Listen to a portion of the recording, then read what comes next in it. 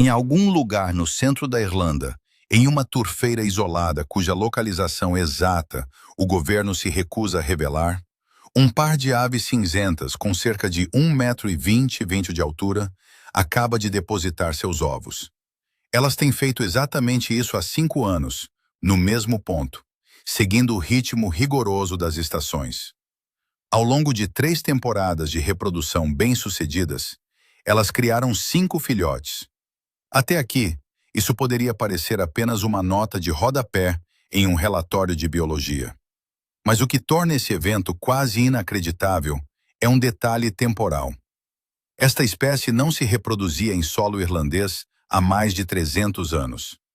A última vez que um grow comum, grus-grus, levantou voo com um filhote na Irlanda, a casa dos Stuart ainda governava a Inglaterra. O mundo ainda não conhecia um país chamado Estados Unidos da América, e Isaac Newton sequer havia publicado suas leis sobre a gravidade. Por 3 séculos, o silêncio dessas aves foi absoluto. O que desafia toda a lógica da conservação moderna é que ninguém as trouxe de volta. Não houve programas de reintrodução, não houve transporte em gaiolas ou soltura assistida por especialistas.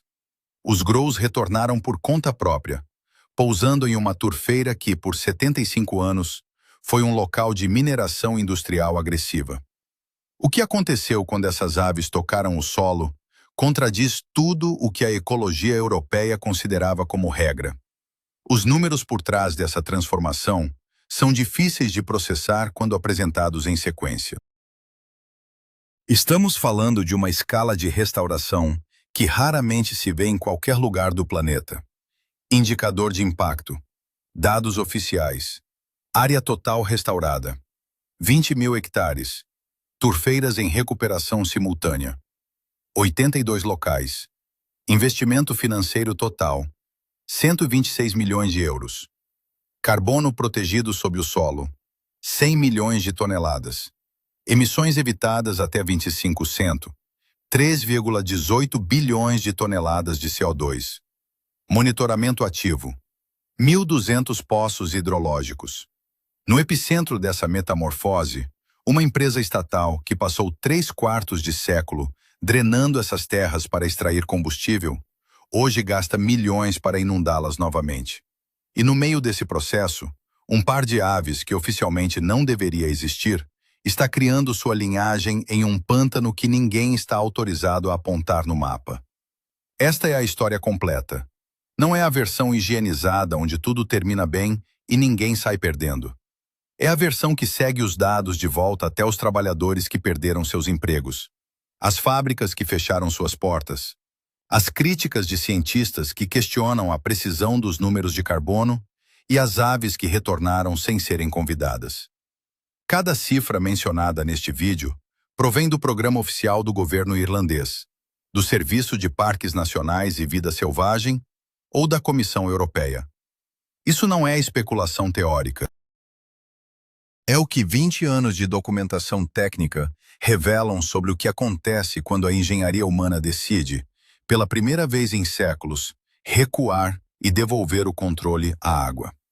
Para entender por que o nascimento de um filhote de grow em 2026 é um evento de proporções sísmicas, precisamos olhar para o que restou no solo e o que foi retirado dele.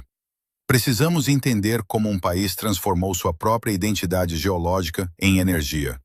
E depois, percebeu que estava sentado sobre uma bomba relógio climática, que apenas o retorno da lama e do musgo poderia desativar. Para entender a magnitude do que foi perdido, você precisa primeiro visualizar o que era o centro da Irlanda antes da intervenção industrial. Imagine um tapete vivo de musgo e água que se estendia por centenas de milhares de hectares. Não era apenas lama. Uma turfeira intacta é uma das estruturas biológicas mais complexas e eficientes da Terra. Ao longo de 10.000 anos, camadas de musgo esfagnum e outras plantas de pântano morreram e foram comprimidas sob a água. Em um ambiente sem oxigênio e altamente ácido, a decomposição parou. O resultado foi um depósito de matéria orgânica densa, que em alguns pontos atingia 12 metros de profundidade.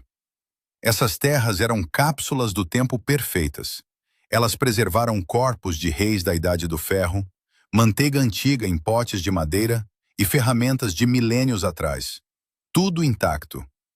Mas, acima de tudo, elas eram gigantescos cofres de carbono. Embora as turfeiras cubram apenas 3% da superfície terrestre, elas armazenam 30% de todo o carbono contido nos solos do mundo. Para efeito de comparação, um único metro quadrado de turfeira irlandesa saudável captura mais carbono por ano do que a mesma área de uma floresta tropical primária. Nas terras centrais da Irlanda, menos de um quinto do território guardava 64% de todo o carbono orgânico do solo do país. Mas a destruição não veio de um desejo de devastação. Veio de uma necessidade brutal e lógica. Em 1946, a Segunda Guerra Mundial acabava de terminar. A Irlanda era um país pobre, isolado e dependente do carvão britânico que havia parado de chegar. Durante 6 anos, as pessoas enfrentaram invernos rigorosos, sem aquecimento. Olhando para o mapa, o governo viu o que parecia ser a solução definitiva para a soberania energética: o ouro castanho. Assim nasceu a Bord na Móna, a Companhia da Turfa. O mandato era simples: fazer pela turfa irlandesa o que o Texas fizera pelo petróleo. O que se seguiu foi uma das transformações industriais mais sistemáticas da história europeia. A escala era monumental. Território. A empresa adquiriu 80 mil hectares de turfeiras. Infraestrutura. Foram construídos 900 quilômetros de ferrovias de bitola estreita, uma rede maior do que a malha ferroviária comercial de passageiros do país, usada exclusivamente para transportar turfa. Produção. 3 usinas termoelétricas foram erguidas e 4 fábricas de briquetes produziam 280 milhões de blocos de combustível por ano. Impacto social. Ao longo de sua história, a empresa empregou quase 100 mil pessoas, sustentando cidades inteiras como Kilcormac e Shannonbridge. Para extrair o combustível, o primeiro passo era a drenagem. Milhares de quilômetros de canais foram escavados para retirar a água que mantinha o ecossistema vivo. Uma vez seca, a superfície da turfeira era fatiada por máquinas colossais. O que era um santuário de biodiversidade tornou-se uma paisagem lunar, castanha e estéril, onde o único som era o rugido dos motores e o tilintar dos vagões ferroviários. No entanto, enquanto a indústria aquecia 6% das casas do país, um processo químico invisível e catastrófico estava ocorrendo no subsolo. Quando você drena uma turfeira, você introduz oxigênio onde ele não existia há 10 milênios. O carbono que estava seguro sob a água começa a oxidar. Ele queima, quimicamente sem chamas. Cada hectare drenado passava a liberar até 30 toneladas de dióxido de carbono, CO2, por ano. Sem que ninguém percebesse, a Irlanda havia aberto a maior mina de carbono fóssil de sua história. A identidade nacional estava fundida a essa prática. O cheiro da turfa queimando nas lareiras era o símbolo do lar irlandês. Seamus Barron, um trabalhador aposentado de Kilcormac, descrevia a época com nostalgia. Havia pleno emprego. As 8 tabernas da cidade ficavam lotadas nas noites de pagamento, e a Bord na Móna era a espinha dorsal da comunidade. Questionar a extração era questionar a própria sobrevivência econômica do centro da ilha. Mas, nos anos 1990, a ciência começou a fechar o cerco. Pesquisadores como a doutora Florence Renault Wilson, da University College Dublin, apresentaram dados incontestáveis. O que era visto como um recurso infinito era, na verdade, um passivo climático insustentável. A queima da turfa para a eletricidade era a forma mais ineficiente e poluente de gerar energia no país, emitindo mais CO2 por unidade de calor do que o carvão ou o gás. O colapso do sistema não foi lento. Embora a empresa tenha anunciado em 2015 que pararia a extração em 2030, A realidade econômica e as pressões das metas de emissões da União Europeia aceleraram tudo. Em novembro de 2019, o anúncio foi devastador. 2 grandes usinas seriam fechadas em apenas 5 meses. Em junho de 2023, quando a última fábrica de briquetes em Derhinlaw fechou suas portas, o fim de uma era foi selado com o desemprego imediato de dezenas de homens que haviam dedicado décadas àquelas terras. Pat Barrett, um veterano de 48 anos de serviço, resumiu a dor de uma geração. Estes homens deram suas vidas a este lugar. O sistema que salvou a Irlanda do frio no pós-guerra havia se tornado uma armadilha. A natureza estava morta, o carbono estava escapando para a atmosfera e os empregos haviam desaparecido. Parecia o fim absoluto. Ninguém, nem o governo, nem os trabalhadores, nem os cientistas mais otimistas, poderia prever que a solução para esse desastre não viria da tecnologia, mas de um retorno ao que existia há 10 mil anos. A mudança começou com um choque financeiro e uma guinada institucional sem precedentes. Em 24 de novembro de 2020, em meio ao silêncio de uma pandemia global, o Conselho de Ministros autorizou o maior investimento já registrado na história da conservação irlandesa. 108 milhões de euros para o esquema de ação climática em Turfeiras. A Bord na Móna, a mesma empresa que antes lucrava com a extração, adicionou 18 milhões de euros de recursos próprios, totalizando um fundo de 126 milhões de euros. O objetivo era brutalmente simples, mas logisticamente colossal: pegar 33 mil hectares de terras mineradas e devolvê-los à água. Esta não foi uma operação conduzida apenas por biólogos com pranchetas, mas por uma coalizão improvável. Engenheiros que passaram décadas desenhando canais de drenagem agora sentavam-se à mesa com ecologistas que antes eram seus maiores críticos. A restauração exigiu uma forma de engenharia reversa. A técnica principal consistia em usar as mesmas escavadeiras industriais que outrora rasgaram o solo para construir centenas de milhares de barreiras de turfa. Ao bloquear os antigos canais de drenagem, o fluxo de água era interrompido, forçando o lençol freático a subir novamente até a superfície. O protagonista biológico desta fase é o musgo esfagno, Sphagnum. Esta planta extraordinária funciona como uma esponja viva, capaz de absorver até 20 vezes o seu próprio peso em água. Quando o solo é reidratado, o esfagno começa a formar um tapete que impede que o oxigênio chegue à turfa antiga, interrompendo instantaneamente a liberação de gases de efeito estufa. Mark McCrory, o ecologista-chefe da Bord na Móna, descreveu essa transição com uma frase que ecoou pela comunidade científica.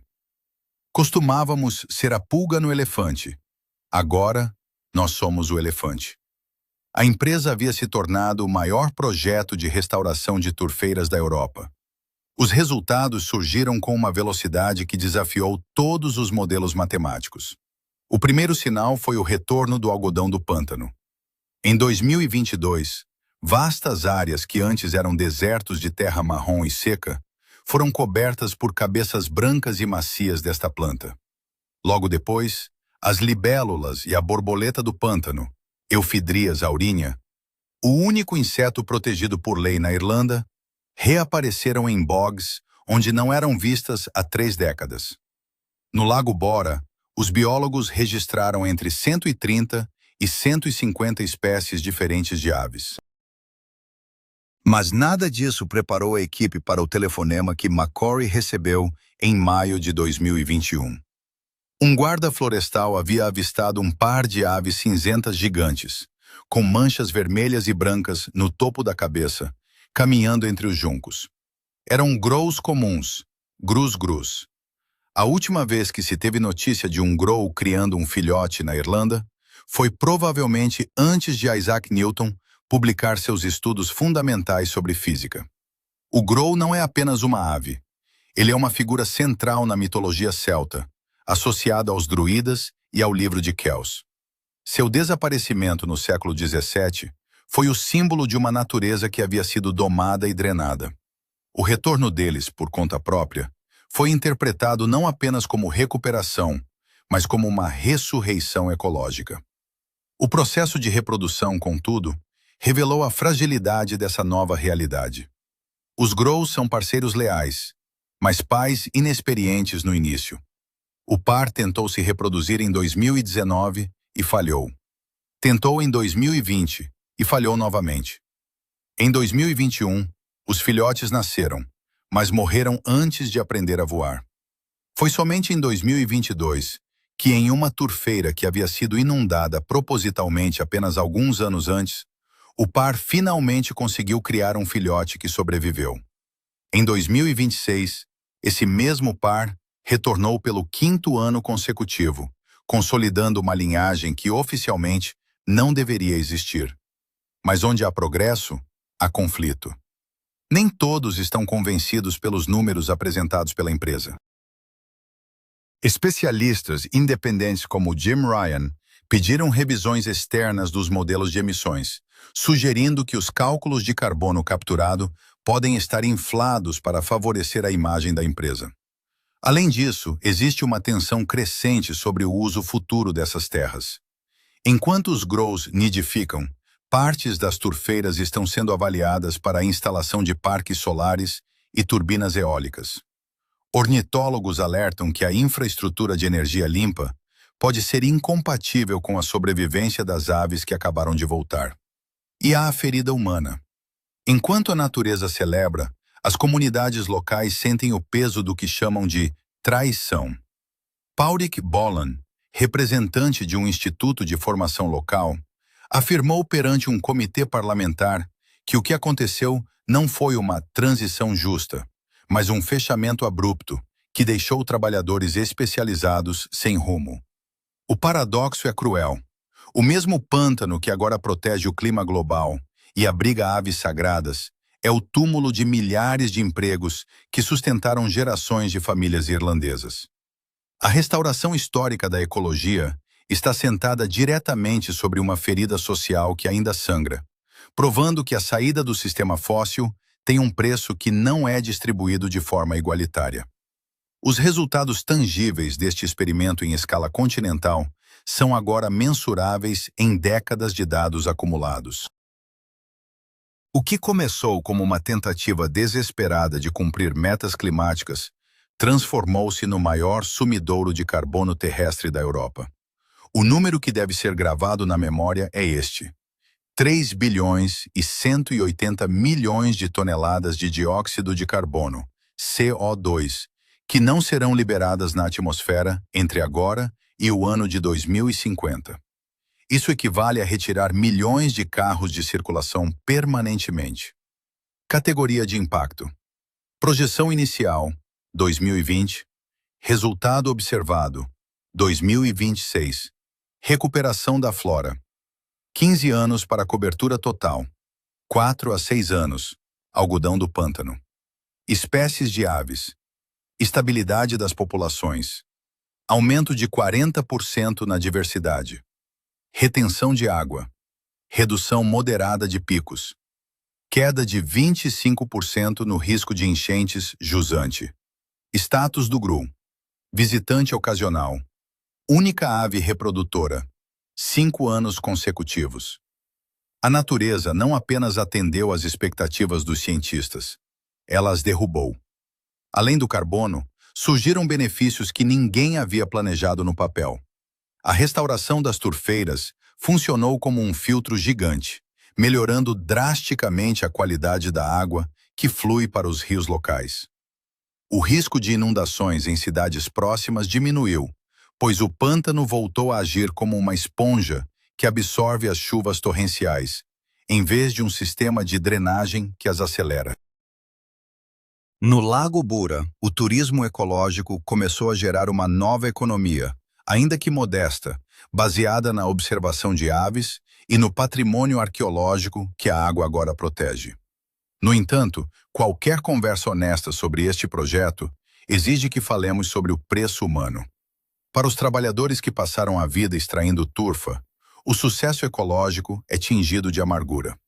O que o governo chamou de transição justa é para muitos uma ferida aberta. Paurik Bolan, em seu depoimento ao Comitê de Mudanças Climáticas, foi enfático. Não foi justo e não foi uma transição. O fechamento das fábricas em County Offaly e Tipperary deixou um vazio econômico que o turismo de observação de aves ainda não consegue preencher. A lição irlandesa é clara. A natureza pode se recuperar em 5 anos, mas a estrutura social de uma comunidade leva gerações para ser reconstruída. O sucesso do clima global foi construído sobre o sacrifício direto de vilarejos no coração da Irlanda. Essa experiência está agora atravessando o oceano. A lógica aplicada pela Bord na Mona está sendo estudada para ser replicada em Minnesota, no Maine e nas áreas úmidas drenadas da Louisiana e do Mississippi, nos Estados Unidos. Milhões de hectares de pântanos americanos foram drenados no século XX para uma agricultura que hoje se mostra marginalmente produtiva. O caso irlandês demonstra que uma zona úmida degradada e propositalmente inundada pode ter um valor econômico e climático maior do que a terra seca que a substituiu. Para quem assiste de longe, isso pode parecer uma história sobre engenharia hidrológica e políticas europeias. Mas é, na verdade, uma história sobre resiliência e agência. Um par de aves que estava extinto há 300 anos decidiu que a Terra estava pronta antes mesmo de os cientistas terminarem seus relatórios. Ninguém as trouxe em gaiolas. Ninguém as soltou de aviões. Elas voaram, encontraram água onde antes havia fumaça industrial e decidiram ficar. Se essa ressurreição é possível em uma turfeira industrial devastada, não há razão para acreditar que não seja possível em qualquer outro ecossistema ferido do planeta. 33 mil hectares, 126 milhões de euros. Um par de aves cinzentas. O custo do progresso foi alto, e o custo da reparação foi maior ainda. Mas a vida provou que só precisa de um convite: a volta da água. A Irlanda, no entanto, não é o único lugar onde uma espécie retornada está redesenhando um mapa. Na floresta de Białowieża, na Polônia, o maior animal terrestre da Europa foi declarado extinto em 1927. O último foi morto por um caçador. 0. Nem um único bisão restou na natureza. Em 1952, biólogos poloneses fizeram algo que ninguém acreditava que funcionaria. Soltaram 4 animais criados em cativeiro. O que esses 4 bisões fizeram nas 7 décadas seguintes reescreveu tudo o que sabíamos sobre trazer uma espécie de volta da beira do abismo. O número que eles atingiram em 2024 vai te deixar sem fôlego. Clique no vídeo agora e eu te conto o resto. Mas não clique ainda. Inscreva-se no canal para que este conteúdo continue crescendo. Tudo bem, vejo você lá. O retorno da água é o retorno da alma da terra.